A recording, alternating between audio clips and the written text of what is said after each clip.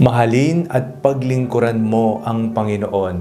Ako po si Father Fiel Pareha at ito po ang ating segment, ang Daily Devotion, na kung saan tayo po ay magdarasal, magbabasa at magninilay kasama ng salita ng Diyos sa buong taon. Manalangin tayo. Sa ngalan ng Ama, ng Anak at ng Espiritu Santo. Amen.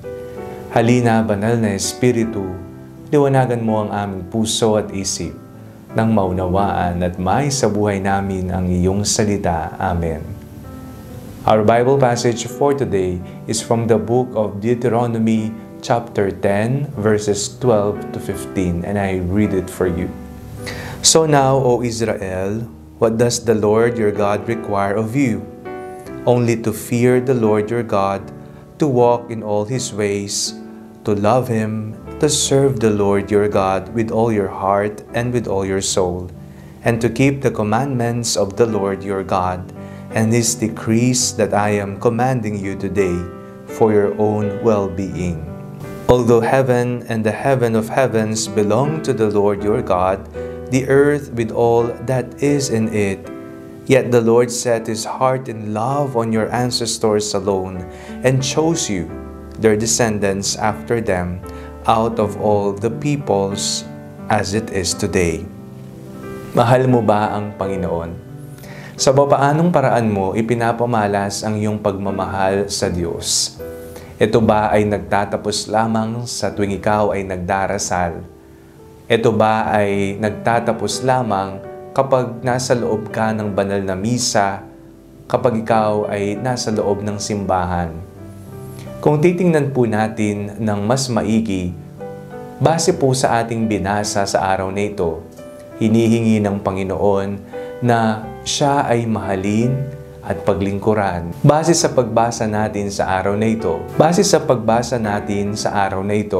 napakinggan po natin ang mga paraan kung papaano natin maibibigay ang ating sarili sa Kanya.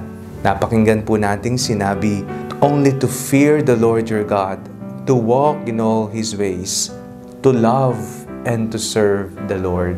To love and to serve. Ang pagmamahal natin ay hindi nagtatapos sa tuwing tayo ay nagdarasal. Ang pagmamahal natin sa Panginoon ay kailangang makita sa ating pang-araw-araw na pamumuhay.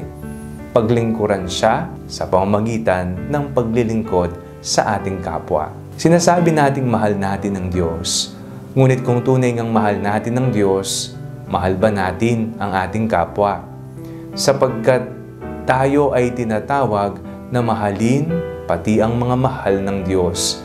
Kahit sa atin, hindi kamahal-mahal ang mga taong ito, mga kaaway natin, mga hindi natin kamukha sa paniniwala. Sila ba'y mahal din natin?